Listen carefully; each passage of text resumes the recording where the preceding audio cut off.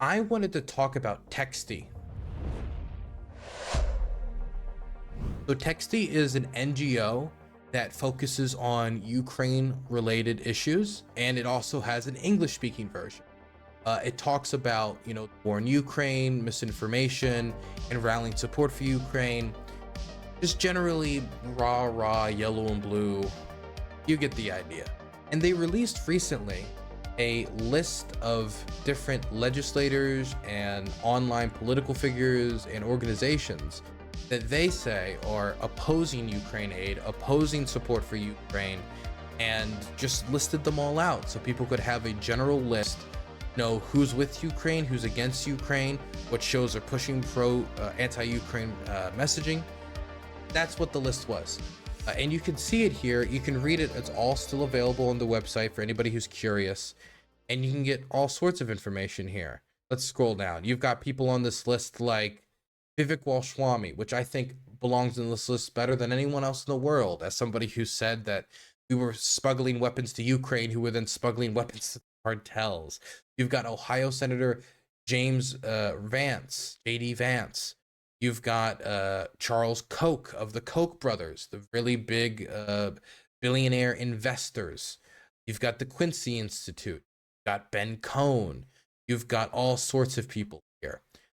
And the general idea is like, here's a big list that shows you how these different groups connect together. You can see here's the gray zone and how they connect to all these creators. Here's Medea Benjamin, World Beyond War. Here's the African People's Socialist Party, Russia Today, and how it connects to Max Blumenthal, Dan Cohen, Eva Bartlett, and all these other different people. Jackson Hinkle and his connections to Rage Against the War Machine rally, and hey, I went there, and how that's connected to. You get the idea. It's a big tree of connections of the biggest pushers of either anti-Ukraine disinformation or anti-Ukraine narratives. That's what this list was. Now, personally, I find something like this very useful. As somebody who cares a lot about Ukraine and would like to know more about the people who are advocating against support for Ukraine. Now, some of these list names are not like the other. For example, Ben Shapiro here is a lot different than, say, Douglas McGregor, who's just lies in everything he says, right? And Ben Shapiro, somebody who actually supports Ukraine, he's tepidly supporting of Ukraine. He's somebody who's very quick to like, okay, we need to give this, we need to give that. And he's always like putting an asterisk next to his support in order to try to win over a more isolationist right that he has to deal with. But he's very different than Douglas McGregor. So I would say like the biggest complaint someone could have about this list, personally, that I would immediately imagine would be having like Scott Ritter or Douglas McGregor on the same list as Ben Shapiro.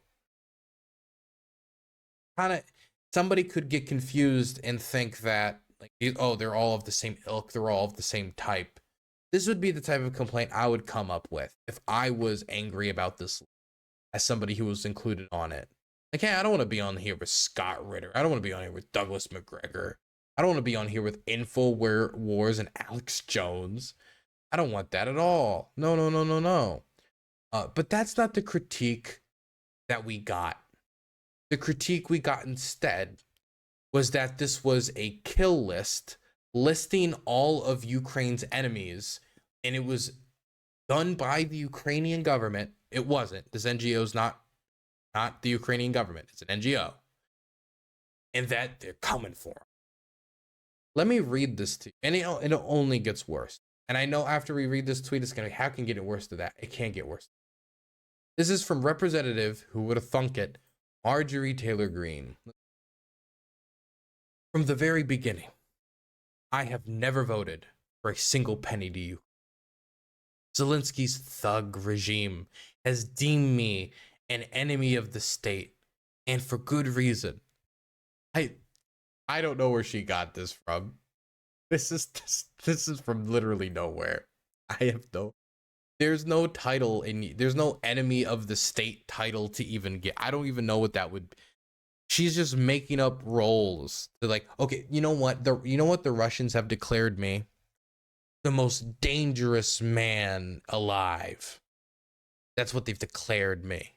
Okay? Don't look it up. Just take my word for it. Zelensky has never had one single American vote for him. What? Okay. He's not our president.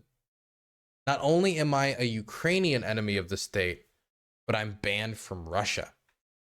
All the recent Russian state propaganda has been like singing her praises as their gal, especially once she started saying that Russia is fighting for Christianity in Ukraine. Then they've been praising her like crazy as of recent.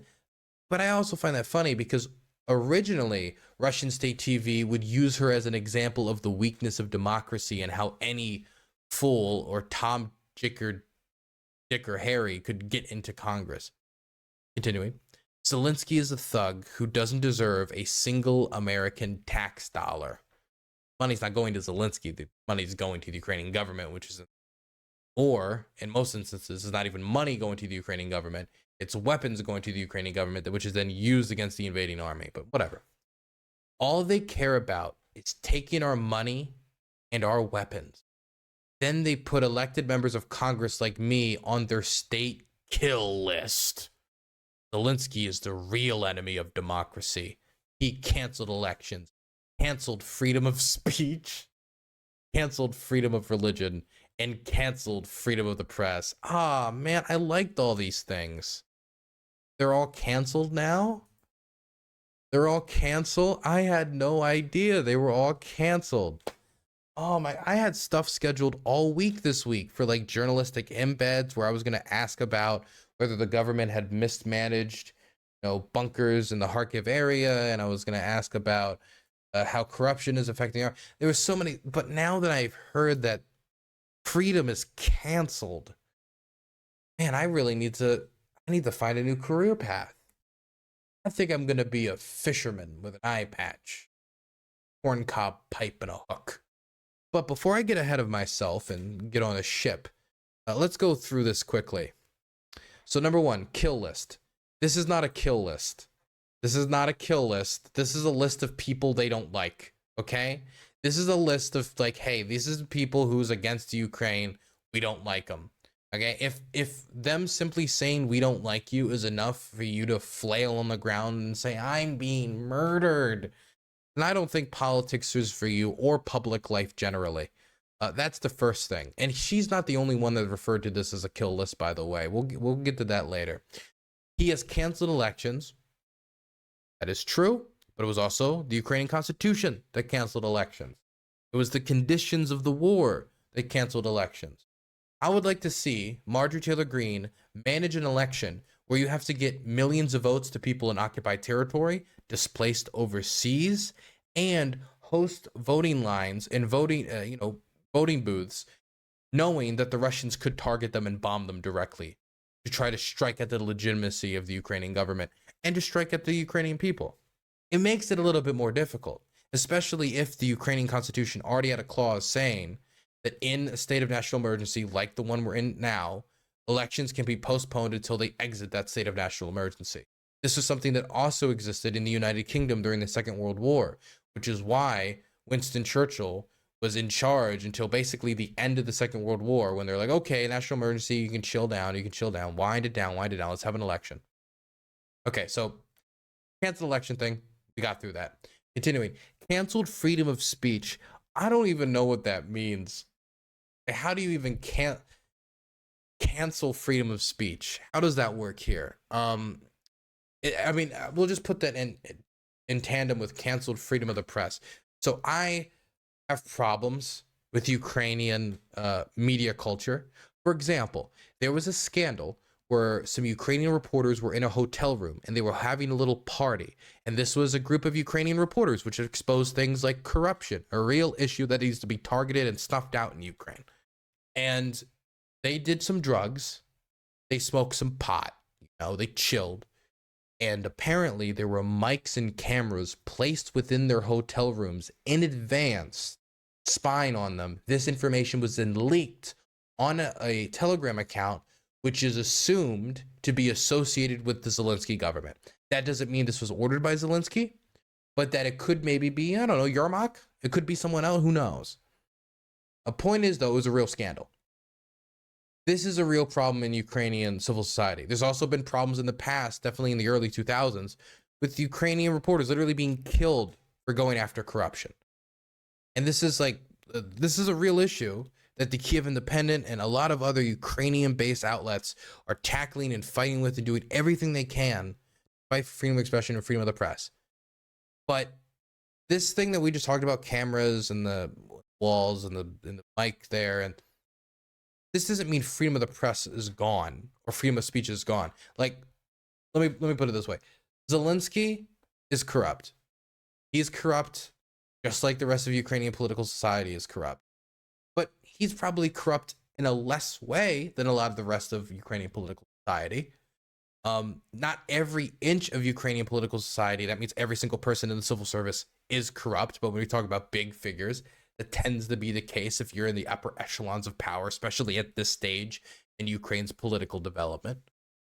I can call out the hostile military administration corruption, and I'm perfectly fine.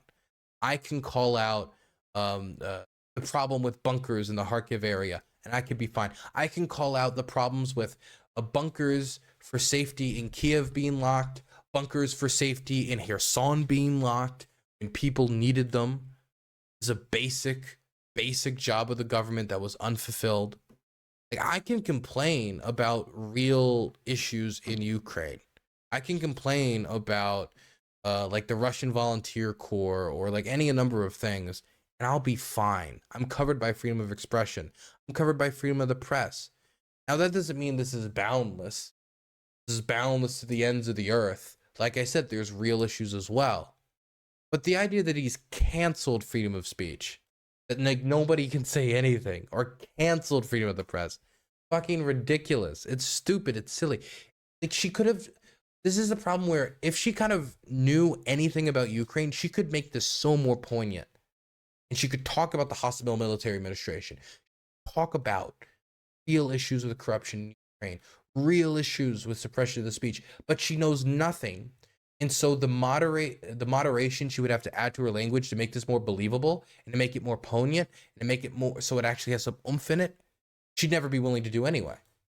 Because it always has to be Trumpian. It always has to be the worst or the best, given whatever coin you're on. As for canceled freedom of religion, this is something that Marjorie Taylor Greene has been particularly stupid on for a while. She is of the belief that the Russians are fighting for freedom of religion in Ukraine and that they're defending Christianity. That was what she said on television. That's a real thing. She said that in front of people on television. Now, someone could point towards the lynchings of Christian evangelicals, the destruction of Baptist churches across Ukraine and them being replaced with military bases, the Russian Orthodox Army's torture of religious minorities, all of the other denomination of Christians that have been scared out of occupied territory purposely, whether we could talk about the oppression of the Muslim Tatar community in Crimea. I mean, there's like freedom of religion is not something that the Russians have done particularly well in Ukraine. As for the Ukrainian side of the aisle here, I imagine that what she's referring to is Russian Orthodox Church, specifically the Moscow Patriarchy versus the Kiev Patriarchy. So the Moscow Patriarchy versus the Kiev Patriarchy has been targeted by the Ukrainian government in, for example, lease agreements, where they will not renew leases with them that the government has that they can give out to different patriarchs or different churches, like run a church like they had in Kiev and a few churches there. They have decided to transfer ownership over to the Kiev Patriarchy over the Moscow Patriarchy. This was something that caused a lot of controversy. But this isn't the only thing. The government is gradually tightening its grip more and more, trying to basically push the Moscow Patriarchy out of public acceptable life. And there was a law passed in the Rada, which is the Ukrainian parliament, that clarified that churches ran by countries in the capital of countries that are invading Ukraine cannot operate with it, so that there can be no connection between churches within Ukraine and the Moscow Patriarchy. I keep on calling it the patriarchy, but I keep mispronouncing it. With the Moscow Church. Now, this restriction was put in place because the Russian Orthodox Church is an arm of the Russian government. Now, people can try to deny that if they want to, but Kirill is a loyal agent of Putin, and he has been stomping around ever since the start of the invasion, and he's the head of the Moscow Church, saying that if you die in Ukraine, if you go to Ukraine and you fight and you die fighting the Ukrainians, you go to heaven. Go to Ukraine, kill Ukrainians, you go to heaven. He is somebody who's been hitting the drum over and over and over again, trying to recruit. That's not even to talk about how the church has been utilized for intelligence gathering, because it has been utilized for intelligence gathering. We have found Russian agents going into the United States with documents containing instructions on how to use the Orthodox Church in the United States to spy. And we're talking about the United States, not Ukraine, a country with an interconnected highway system with Russia, that Russia has been investing in from an intelligence angle for forever. From before the Soviet Union. Forever. So I'm just going to throw out there, if you're going after a specific church that is being used against as a weapon against you, you can still be against it, but it's certainly a far cry from lynching evangelicals, which she has said nothing about, and in fact painted the people who are lynching evangelicals as defenders of Christianity. When she's from Georgia, she's from a state that is full of Baptists and evangelicals. The people, if her constituents went to Ukraine, started practicing over there, there's a chance they would face the same repercussion. This isn't where it ended, though, this reaction to texting in this manner. Jim Banks writes on Twitter, ranking, House Republicans have just moved to defund the Ukrainian NGO. They created a watch list that consisted of conservative lawmakers and private American citizens. America first. Oh my God. They made a list? Continuing. Elon Musk responded, it's a good first step. They should be added to the list of sanctioned terrorist organizations. Let me read that again. It's a good first step. They should be added to the list of sanctioned terrorist organizations. All they did was make a list of people who didn't support Ukraine. They didn't advocate violence. They simply made a map of the different people who are against aid to Ukraine. It was like, hey, look, you can connect them through all these little dots here. Look at that. Look at all these little dots. You got some on the left. You got some on the right. You got some other. Oh, my goodness. This is terrorism? Is this terror? I say this genuinely, does Elon Musk know what terrorism is? Terrorism isn't when somebody critiques you. Terrorism isn't when somebody writes your name down. Terrorism isn't when somebody tries to hold you account for your actions and or words. Terrorism is when you try to use terror through violence in order to achieve political means. This NGO has not engaged in violence. This NGO has merely listed people that they disagree with. Would it be terrorism for me to say, I disagree with Elon Musk, I disagree with Jim Banks? That's the logic we've arrived at here. This is stupid. This is the richest man on the planet? Is meritocracy a lie? Because that's the only conclusion I can come to after finding out this is the richest man on the planet. This is the man with the microphone that everybody listens to. This man right here. This is the man who's trying to offer others advice on how the war in Ukraine should or shouldn't end, or shouldn't be managed. This man, the richest one in the world. Richest one in the world. His word carries something.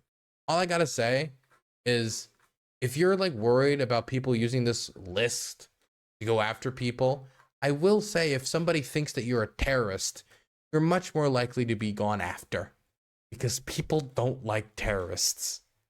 So if this list was enough to cause a ruckus, Elon Musk certainly calling them a terrorist organization is enough to cause a ruckus in response to him. say, hey, Elon Musk, Mr. Free Speech Warrior, maybe we shouldn't throw the hard book of the law at those we disagree with, Mr. Free Speech. What do I know, though? Do.